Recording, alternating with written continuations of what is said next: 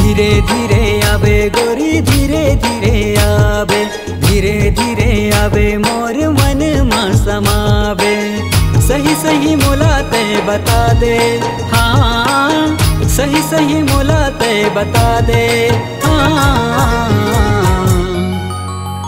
मोर संग जिंदगी बितावे बितावे वो, मोर संग जिंदगी बितावे बितावेगा, मोर संग जिंदगी बितावे।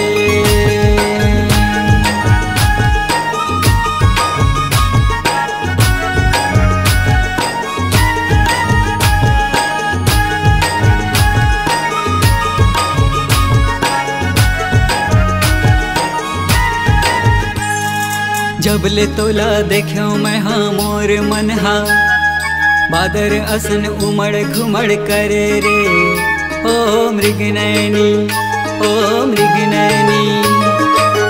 मिठ मिठ पीरा होथे मोर ये करे जामा, नींद नहीं आए मोला गोरी तोर सुरतामा।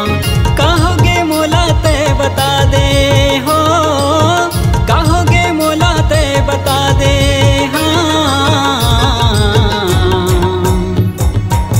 मोर संग जिंदगी बितावे बितावे वो, मोर संग जिंदगी बितावे बितावेगा, मोर संग जिंदगी बितावे।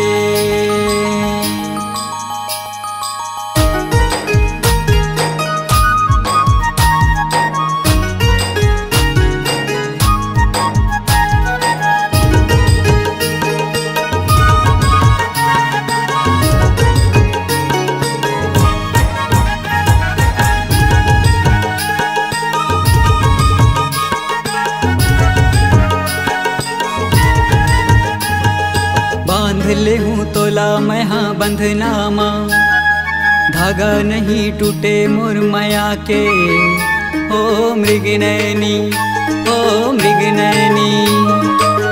मोरे अंधियारी मनमा दिया ते जला देवे, सुना सुना अंगनामा परी ते बजा देवे। रंग तोर मोर पर चढ़ा दे, हाँ रंग तोर मोर पर चढ़ा दे,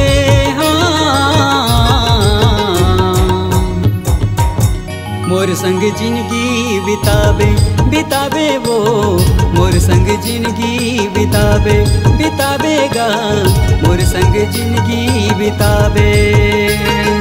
धीरे धीरे आवे गोरी धीरे धीरे आवे, धीरे धीरे आवे मोर मन मा समावे। सही सही मोला ते बता दे, हाँ सही सही मोला ते बता दे, हाँ